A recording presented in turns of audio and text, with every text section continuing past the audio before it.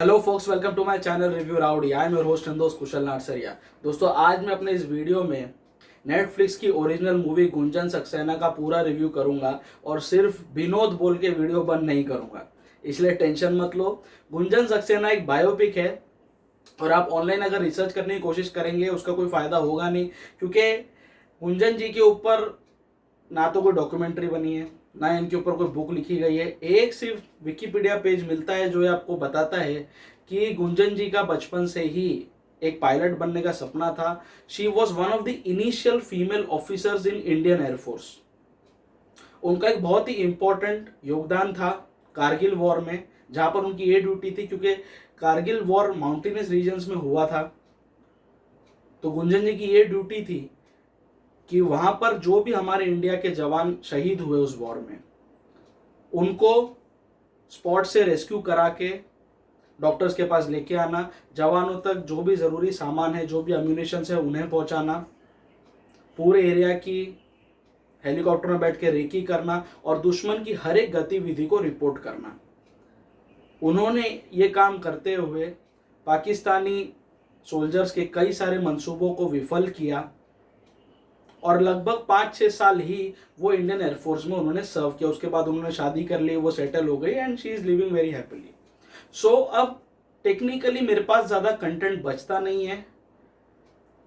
दो she is heroic, दो she is one of the initial female officers of Indian air force, ये बहुत ही गर्व की बात है, बहुत ही प्राउड फील करने की बात है। बट यहीं पर मेकर्स को शायद कहीं ना कहीं चीज़ें कम लगी मूवी बनाने के चक्कर में। इसके ऊपर एक डॉक्यूमेंट्री बनती आधे घंटे की तो मैं एक्सेप्ट कर लेता, बट इसके ऊपर 2 घंटे की मूवी बनाई गई, ऑलमोस्ट 1 घंटा 50 मिनट की मूवी है। और इसी चक्कर में कोर इशू से हटके फिल्म एक बाप और बेटी की कहानी बनकर टिपिकल बॉलीवुड मसाला वाली फिल्म बनकर रह गई। इसमें यह दिखाया गया है कि टाइटुलर रोल में, गुंजन सक्सेना का रोल में जानवी कपूर हैं, उनके पिता के किरदार में हैं पंकज त्रिपाठी, भाई का रोल किया है अंगद बेदी ने, और एयरफोर्स में उनके सीनियर्स का रोल किया है विनीत कुमार सिंह और मानव विज ने। फिल्म में हमें ये दिखाया गया कि बचपन से ही गुंजन का सपना था हवा में उड़ने का, पायलट बनने का। उसने एयर होस्टेस वगैरह का ट्राई किया, कुछ हुआ नहीं। बाद में एक ऐड देखा उसने कि जहाँ पर इंडियन एयरफोर्स पहली बार फीमेल ऑफिसर्स को इनवाइट कर रही है सोल्जर बनने के लिए, एडमिशन लेने के लिए। वो जाती हैं, सारी टेस्ट वगैरह क्लियर कर लेती है और फाइनली जाके ऑफिसर बन जाती है। फिर उनको डेपुटेशन मिलता है, कारगिल वॉर में वो जाती हैं। इसके पहले उनके जो भी चैलेंजेस थे, जो भी उन्होंने जेंडर बायस फेस किया है, पूरी फिल्म इसी पर फोकस की गई है। एटलीस्ट द फर्स्ट हाफ, किस तरह से सारे मर्दों के बीच एक अकेली लड़की जाती है। इससे पहले कोई भी फीमेल ऑफिसर रिक्रूट नहीं की गई, इस लेवल की रैंकिंग पर नहीं आई। तो जो भी जेंडर बायस वो फेस करती है, जो उनके कलीग्स का उनके साथ एटीट्यूड रहता है, जो इग्नोरेंस रहती है, वो सारी चीज़ें जो टिपिकल कन्वेंशनल वे में आप एक्सपेक्ट कर सकते हो, वो ये सारी चीज़ें आपको इस फिल्म में देखने को मिलेंगी। बात करते हैं इस फिल्म की पॉजिटिव्स की। इस फिल्म की सबसे बड़ी खासियत है पंकज त्रिपाठी सर की परफॉर्मेंस। उन्होंने फिर से एक बार दिखा दिया that he is a veteran actor. आप इस एक्टर को कोई भी टाइप का रोल दो, अपने न्यूएंसेस डालकर, अपना एक मिडास टच डालकर, वो कैरेक्टर को, उस एक्टर को, उस किरदार को अमर बना देते हैं। जितने भी सीन्स पंकज त्रिपाठी और जानवी कपूर के बीच में हैं, those are the highlights of this movie. बहुत ही बेहतरीन तरीके से फिल्माए गए, बहुत ही अच्छे डायलॉग्स लिखे गए दोनों बाप बेटी के बीच में, जो इमोशनल बॉन्ड ये लोग शेयर करते हैं। इसमें जानवी ने भी बाजी मारी, इसमें पंकज त्रिपाठी जी ने भी बाजी मारी। वहीं दूसरी ओर जितने भी होवरिंग शॉट्स लिए गए हैं, जो वॉर के शॉट्स लिए गए हैं, वॉर बहुत ब्रीफ पीरियड के लिए दिखाया है, बट जितने भी जब ट्रेनिंग के टाइम पे जानवी सीख रही होती है और जिस तरह से वो माउंटेनस रीजन्स में अपने हेलीकॉप्टर ले लेके घूमती है, those shots are breathtaking, beautifully shot. मैं ये कामना कर रहा था कि काश ये मूवी मल्टीप्लेक्स में रिलीज की जाती और थोड़ा सा सोफिस्टिकेशन लाकर इस फिल्म को आईमैक्स के लेवल पर भी बनाया जा सकता था। IMAX में देखने का इस फिल्म को मजा ही कुछ और होता, because the shots are very beautifully shot.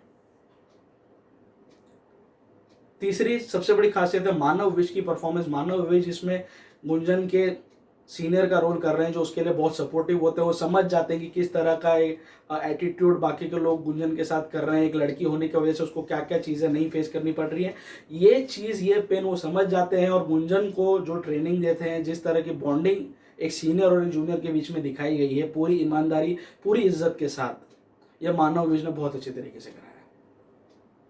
सो ये सारी प्लस पॉइंट्स हैं। प्लस इस फिल्म का डायरेक्शन की मैं दाद देना चाहूंगा। पूरी फिल्म हमको बांधे तो रखती है, भले ही 1 घंटा 50 मिनट की है, उसमें भी लास्ट के 8 से 10 मिनट तो सिर्फ गुंजन की प्रीवियस क्लिपिंग्स दिखाई जाती है, और जो एक्चुअल स्टोरी है, जो एक्चुअल गुंजन सक्सेना है, उसकी पिक्चर्स वगैरह आती हैं। सो टेक्निकली 1 घंटा 40 मिनट की फिल्म है ये, बट कहीं पे भी फिल्म हमको बोर नहीं करेगी, आपको एंटरटेन रखेगी। ये फिल्म में इसकी खासियत है। अंगद बेदी ने भी मोर और लेस जो एक्सपेक्टेड था वो काम किया है। गुंजन के भाई का उन्होंने रोल किया है, जो टिपिकल मेन मेंटेलिटी वाला तो है ही, साथ ही साथ अपनी बहन को लेकर काफ़ी ज़्यादा प्रोटेक्टिव भी है। तो ये जो दोनों तरह के शेड्स दिखाने थे कैरेक्टर के लिए, वो अंगद ने अच्छी तरह से दिखाए हैं। अब मैं हाईलाइट करना चाहूँगा इस फिल्म की नेगेटिव पॉइंट्स। एक बहुत इंपॉर्टेंट सीन है इस फिल्म में, जहाँ पर जानवी बहुत ज़्यादा फ्रस्ट्रेटेड हो जाती है, उसको बार बार फ्लाई करने को नहीं मौका दिया जाता है, बिकॉज उसके साथ जो ट्रेनर होगा वो एक मेल होगा, और मेल्स का वहाँ पर ईगो आ जाता है कि मैं एक लड़की के साथ कैसे ऊपर हेलीकॉप्टर उड़ाऊँ, कैसे उसको ट्रेन करूँ, दिस एंड दैट। और टिपिकल जो भी लड़कियों को लेकर इंडियन एयरफोर्स में जो वहाँ पे जवान सोचते हैं, चोली के पीछे क्या, और ये सारे गाने पीछे बजते रहते हैं। So they are treating females as their sex objects an object of amusement. ये जो चीज़ वो जो जो कई सारे कन्वेंशनल स्टीरियोटाइप्स में मेल मेंटालिटी होती है, ये चीज़ें दिखाई गई हैं। तो ये चीज़ें देखकर बार बार एक जेंडर बाइस फेस करने के बाद एक ऐसा पीक मोमेंट आता है जहाँ पे जानवी हाईली फ्रस्ट्रेटेड हो जाती है वहाँ रहते हुए। She is on the verge of submitting a resignation कि भैया मेरे को एयरफोर्स छोड़ के जाना है, मेरे को ना तो कोई यहाँ पे ढंग से बात करता है, ना मेरा कोई दोस्त है, ना कोई मेरे को रिस्पेक्ट देता है, दिस एंड दैट। लोग इग्नोर करते जाते हैं। तो वो एक पॉइंट ऐसा आता है जहाँ पर ये अपने सीनियर विनीत कुमार सिंह को कन्फ्रंट करने जाती है जानवी। ये लोग रात को दारू पार्टी कर रहे होते हैं, विनीत कुमार सिंह और उनके बाकी कलीग्स।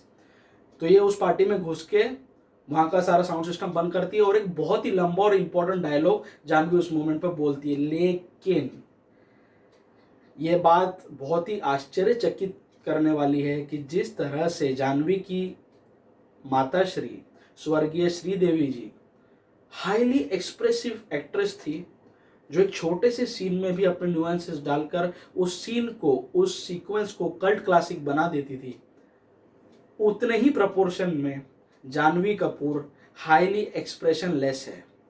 उसकी डायलॉग डिलीवरी तो ठीक है, टोन भी वो सही पकड़ती है, गुस्सा करना ये करना, बट वो लेडी सिद्धार्थ मल्होत्रा है, जिसको साला देख के समझ ही नहीं आता कि इसको गुस्सा आ रहा है, इसको हंसी आ रही है, इसको रोना आ रहा है, इसका दिल दुख रहा है कि क्या हो रहा है भाई।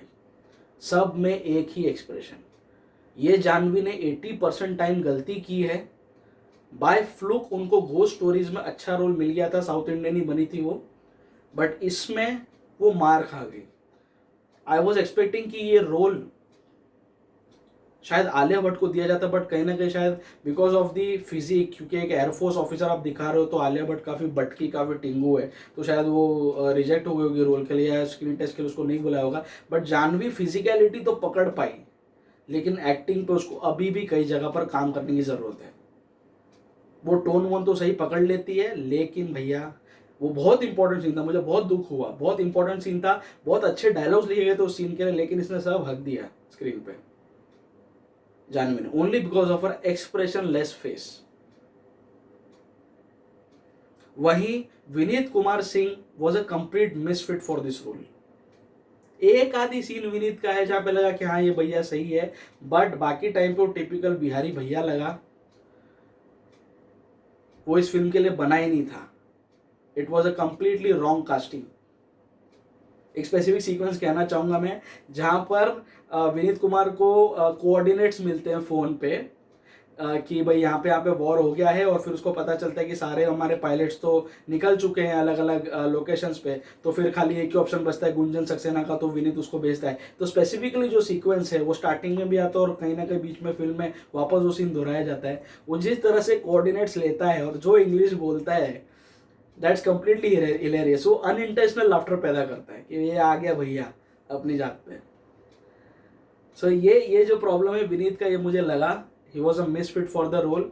मानव विज ने बहुत बेहतरीन काम किया है, बहुत ज़्यादा सूट किया ये रोल उनको। सो ये फिल्म देखने लायक तो है, there is no doubt in that.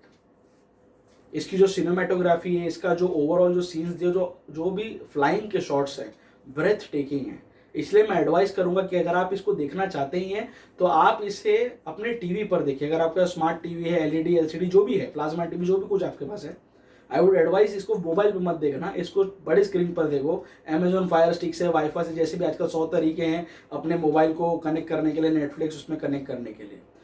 तो आई वुड एडवाइस, आप ये मूवी देखेंगे तो इसको बड़ी स्क्रीन पर देखना, ज़्यादा मज़ा आएगा। Otherwise, everything in the movie presented is okay, very good, watchable and entertaining at the same time.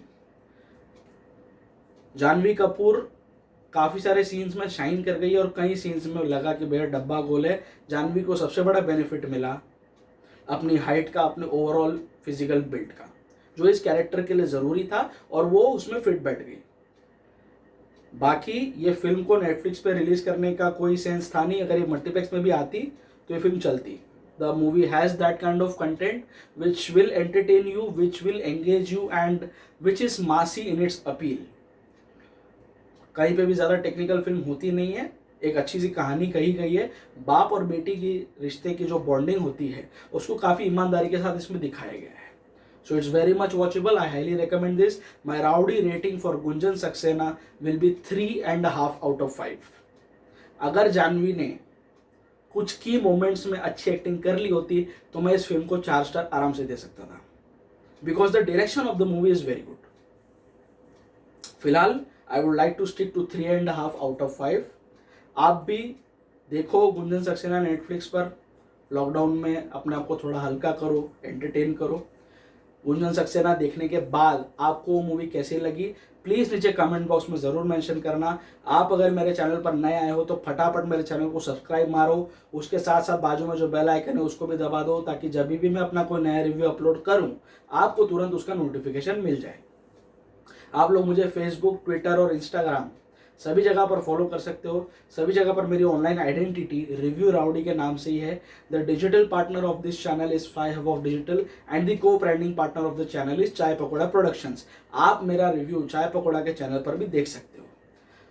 सो बहुत जल्दी, इनफैक्ट फ्राइडे को ही मैं आपसे फिर से रूबरू होऊंगा खुदा हाफिज के रिव्यू के साथ, विच इज़ अगेन ये हॉटस्टार को भेज दी गई फिल्म।